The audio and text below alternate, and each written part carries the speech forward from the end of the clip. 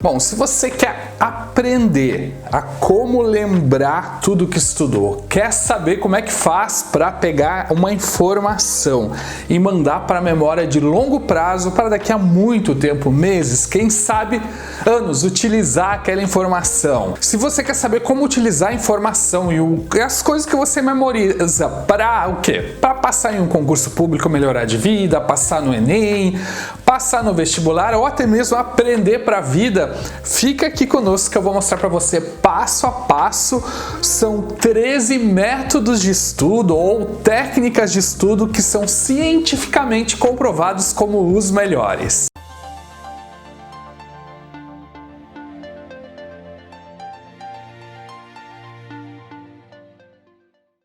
Aí você deve estar se perguntando, de onde esse maluco tirou esses métodos? Bom, primeiramente de dois lugares, da ciência, são métodos já cientificamente comprovados em alguns artigos acadêmicos, alguns institutos comprovam a eficácia desses métodos e também na minha própria experiência. Se você não me conhece, já vou me apresentando, eu sou Wagner Fernandes. Muitos desses métodos eu utilizei para ser aprovado nos concursos que eu fui aprovado e eu assino embaixo. Muitos deles funcionam, eu vou falar aqui com você, vai ser um bate-papo tranquilo, vou falar aqueles que funcionaram, aqueles que não funcionaram. Mas antes eu queria dizer para você o seguinte, eu tô aqui para te ajudar, meu objetivo é fazer que você aprenda. Então se você tiver qualquer dúvida mesmo, ou sugestão de outros vídeos, coloque nos comentários, eu quero te conhecer e quero ajudar você a ser aprovado em concurso. Esse é o meu objetivo e também, se você quiser memorização para Enem, para outras coisas, a gente pode trocar uma ideia também. Só vou dar um recadinho rapidinho, não precisa se apavorar, é só para você. Se você quiser me ajudar a te ajudar, eu só peço que você se inscreva no nosso canal, acione as notificações, o sininho aí, dá um valeu aí nos comentários, isso ajuda muito o canal, compartilha com os amigos, bota lá, manda lá pro Facebook, eu tenho certeza que isso aí vai ajudar outras pessoas também e vai nos ajudar a ajudar você também a ser aprovado. Mas vamos lá então, vamos começar a falar um a um dos métodos. Eu vou começar pelo isso aqui é um ranking, é o ranking dos 13 melhores métodos de estudo. Se você não concordar com o ranking também pode não concordar, é só colocar lá nos comentários e a gente troca uma ideia. Mas, antes de iniciar, eu acho importante, antes de eu falar do ranking, antes de eu falar dos melhores métodos, eu preciso que você entenda como é que funciona a memória de longo prazo. Primeiro você tem que entender a memória de curto prazo. O que é? A memória que você aprende hoje, talvez até amanhã, você ainda se lembra da coisa porque a coisa aconteceu há pouco tempo. E a memória de longo prazo é aquela memória que a informação você vai lembrar daqui a 2, 3, 1 ano, 2 anos. É a informação que fica gravada na sua memória por muito tempo. E que tipo de informação? Eu quero que você entenda um pouquinho a lógica por detrás dos métodos. Que tipo de informação você coloca nessa memória de longo prazo? Primeiro você coloca coisas que você inconscientemente ou conscientemente entenda ser importantes. Então, eventos importantes, coisas que você consiga de alguma forma sinalizar para o seu cérebro, isso é importante, eu vou precisar disso no futuro, você consegue tirar dessa memória de curto prazo e mandar para a memória de longo prazo. Também você acaba eventos com grande carga emocional, coisas que aconteceram na sua vida que tem tipo o primeiro beijo, todo esse tipo de informação com grande carga, o primeiro crush, essas coisas assim, coisas que tiveram grande carga emocional, eventos ruins, morte de alguém, isso tudo acaba também indo para a memória de longo prazo. Por isso que às vezes é fácil lembrar o nome de alguém que tem o mesmo nome da sua mãe ou coisa assim, porque tem uma carga emocional relacionada com isso. Outra forma de você mandar para a memória de longo prazo é você conseguir conectar essa informação nova com informações prévias que você já tem, ou seja, você aprendeu uma coisa nova, mas você consegue ver uma relação dessa coisa nova com outras coisas que você já sabia. É aquele tipo de conteúdo refletido, então tudo que você consegue refletir, analisar, conectar, imaginar, fazer links, isso aí você acaba conseguindo mandar para uma memória de longo prazo. Então se você é aquela pessoa que não gosta de refletir nas coisas, você vai ter dificuldade de memorizar as coisas. Outra forma de mandar para a memória de longo prazo é você repetir aquela informação diversas vezes, mas não no mesmo dia. Não é ficar lendo e relendo, mas ao longo do tempo você acabar repetindo aquela informação. Vê aquela informação hoje, daqui a 10 dias vê de novo, daqui a 5 dias vê de novo, daqui a 15 dias vê de novo. Essa repetição que você vê ao longo do tempo acaba mandando a informação para a memória de longo prazo. Por isso que você às vezes lembra de slogans, sabe aquelas slogans de propaganda? Ah, just do it, ou sei lá o que. Você viu, foi tanto exposto àquilo em pequenas doses durante longos tempos que você mandou para sua memória de longo prazo. Resumindo, é uma memória que você tem que... é uma informação que você tem que compreender, você tem que refletir. Se tiver alguma carga emocional, melhor ainda, mas o seu cérebro tem que entender que aquela informação é útil no futuro. É uma informação que você vai precisar. Você vai ter que criar algum tipo de alerta mental, de nota mental para dizer para o seu cérebro, essa informação é útil. Só que nós somos bombardeados por uma grande quantidade de informação. Então a gente vai falar, você entendendo aqui a lógica por detrás dos métodos, entendendo que quanto mais refletida, mais conectada, mais repetida e mais emocional for ou imaginativa for a informação que você estiver estudando, o conteúdo que você estiver estudando, mais você vai gravar. Tendo isso em mente, vamos para o ranking. Desculpa eu dar esse tempinho, mas é importante. Meu objetivo aqui não é fazer um vídeo para agradar todo mundo. Aqui, pessoas inteligentes como você consigam realmente entender a lógica que faça uma diferença na sua vida. Então eu preciso dar este background para você, eu preciso dar esse pano de fundo para você conseguir compreender melhor. Porque às vezes a gente só entende a técnica sem as lógicas por detrás da técnica e aí não faz muito sentido. Mas vamos então ao nosso ranking. No nosso 13º lugar estão os recursos mnemônicos. É uma palavra estranha, mas o que é isso? São aquelas frasezinhas que você cria para lembrar de coisas, ou musiquinhas, ou frases, ou palavras. Um exemplo que eu usava muito é o limp, ou seja, a palavra limp você com essa palavra eu consegui gravar toda essa listinha que muitas vezes caiu nas minhas provas. Nos princípios da administração pública eu tinha lá o mnemônico limp, que era legalidade, impessoalidade, moralidade, publicidade e eficiência, ok? Olha, faz tempo que eu não utilizava essa informação, tive que catar lá da minha memória de longo prazo mesmo. De qualquer forma, os estudos científicos indicam que os recursos mnemônicos são úteis só se as palavras forem fáceis. Se for uma palavra limpa, se for uma palavra mais tranquila, ele funciona. Mas se for uma palavra estranha, toda cheia de caracteres estranhos, ele não vai funcionar. Também as musiquinhas funcionam muito também. Cursinhos gostam muito de utilizar para fórmulas matemáticas, fórmulas de física, algumas regras de língua portuguesa. Funciona muito bem, mas não funciona para todo o conteúdo. No nosso 12º lugar estão os resumos e as marcações. Resumos são informações sintetizadas sobre o conteúdo e as marcações é quando você pega um marca-texto ou uma caneta ou um lápis e marca a sua apostila ou o seu livro. Bem, os estudos científicos dizem que esse tipo de método de estudo ele é pouco eficiente. Por quê? Porque ele sozinho não faz. Você não grava porque você fez um resumo. Você não grava porque fez uma marcação.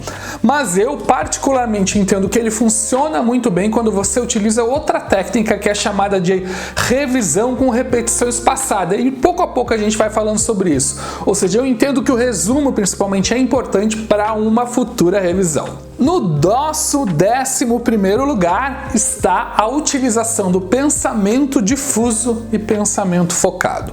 Para você entender um pouco melhor o que é isso, eu vou fazer duas perguntas. Primeiro, quanto que é 8 vezes 7? E a segunda, não é uma pergunta, é um pedido que eu vou fazer para você, é que você, neste momento, feche os olhos, lembre-se do seu último Natal, lembre-se de como é que estavam as pessoas que estavam ali reunidas. Agora imagine que chegou um Papai Noel do mal e começou a bater em todo mundo e todo mundo começou a atacar aquele Papai Noel. Foi estranho, eu sei que é maluco, mas eu só estou usando esse exemplo para você entender a diferença entre o pensamento focado e o pensamento difuso.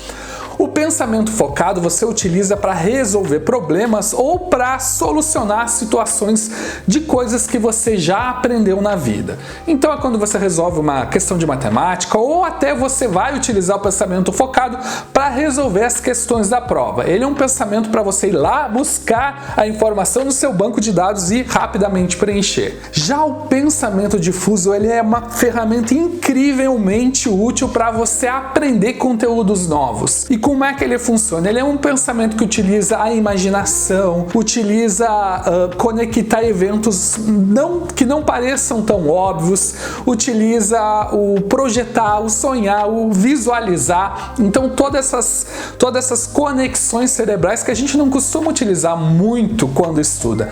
Então se você conseguir estudar utilizando o pensamento difuso, você vai ter uma memorização muito maior. Resumindo, quando você estiver estudando, tenta imaginar situações reais, tenta imaginar uma pessoa, tá estudando lá, uma pessoa que foi buscar um benefício na Previdência Social. Imagina essa pessoa, visualiza ela subindo as escadinhas, indo lá buscar o benefício.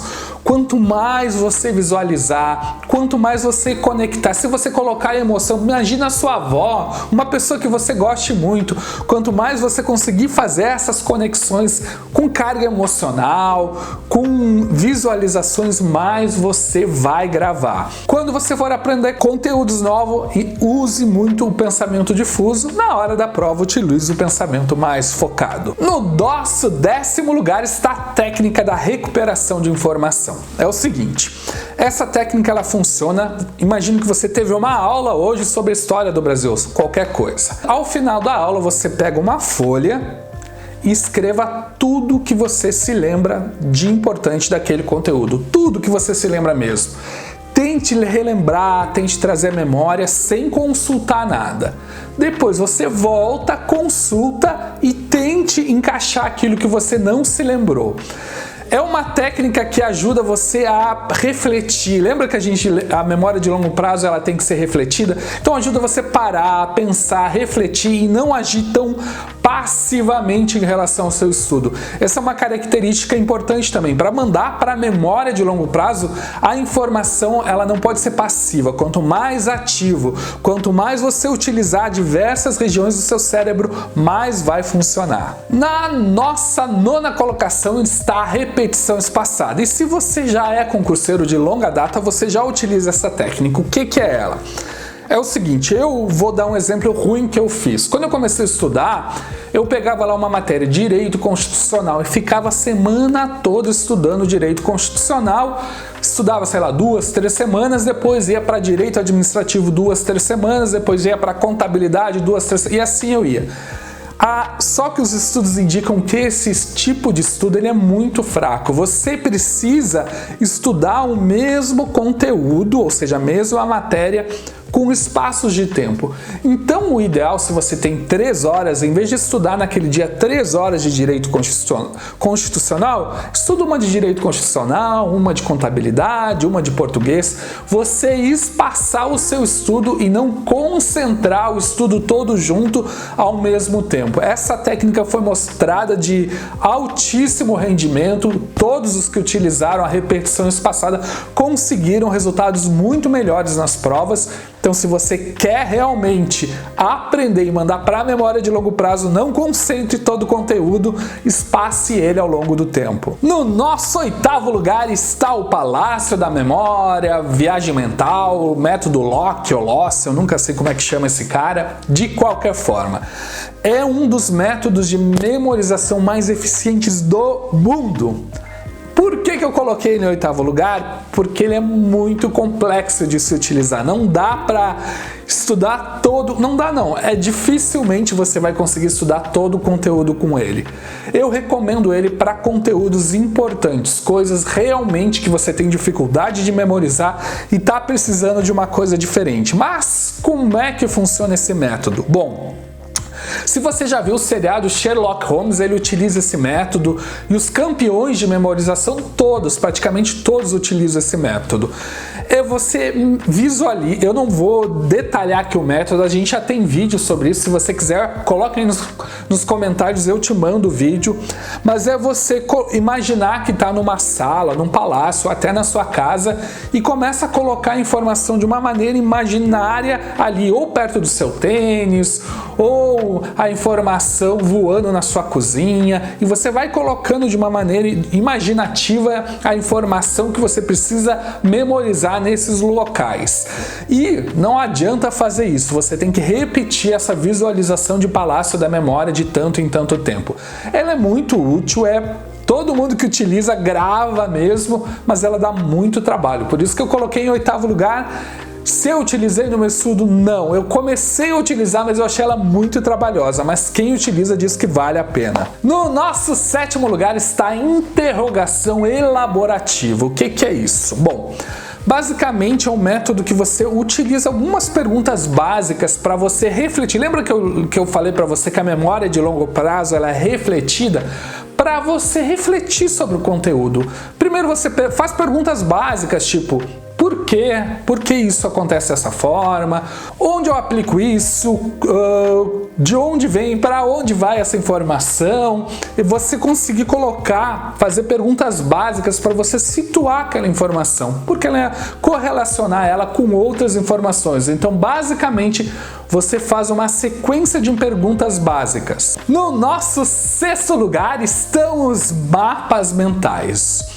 O que são mapas mentais? São desenhos que têm um nó central, que é a ideia central, e a partir daquele nó central você vai colocando informações como se fosse uma árvore que fizesse com suas ramificações com as principais ideias do conteúdo que você está querendo memorizar. O bom do mapa mental, ele é uma técnica elaborada por um psicólogo, é que ele utiliza o pensamento espacial, então você utiliza outras áreas do cérebro. E quanto mais colorido, quanto mais desenho, quanto mais figurinhas, quanto mais símbolos você utilizar, mais ele funciona. Eu utilizei muito o método do mapa mental, mas assim como os resumos, eu utilizei ele combinado com uma revisão. Que por falar nisso é o nosso 5º lugar, as revisões. A revisão nada mais é do que você... Lembra que eu falei que para mandar para a memória de longo prazo, você precisa repetir aquela informação ao longo do tempo? A revisão nada mais é do que você dar uma olhadinha, olhar, não é estudar novamente, é você rever mesmo aquela informação ao longo do tempo. Então, além do estudo, a minha sugestão é que você separe um bom tempo para ficar revendo o resumo dos conteúdos, ou o mapa mental, ou outro tipo de anotação que você tenha sobre o conteúdo que você estudou. No nosso 4º lugar estão os flashcards. O que são flashcards? São aqueles cartõezinhos que de um lado você tem a pergunta e de outro lado você tem a resposta e você fica tentando adivinhar qual é a resposta. Vê a pergunta, lembro, não lembro, e depois você vira e tem a resposta. Ele funciona muito bem porque além da memória você tem que refletir, tentar se lembrar se sabe a resposta, se não sabe. E tem muitos aplicativos legais de flashcards, tem o GoConquer, tem o Anki, tem muito aplicativo gratuito, totalmente grátis mesmo, de flashcards que você pode utilizar. Tá aí uma excelente ferramenta, principalmente para aprender vocabulário de línguas, mas também para perguntas complexas, coisas que você não lembra, faz a perguntinha, bota a resposta, depois vá separando o que você sabe, o que você não sabe, o que aprendeu, o que não aprendeu.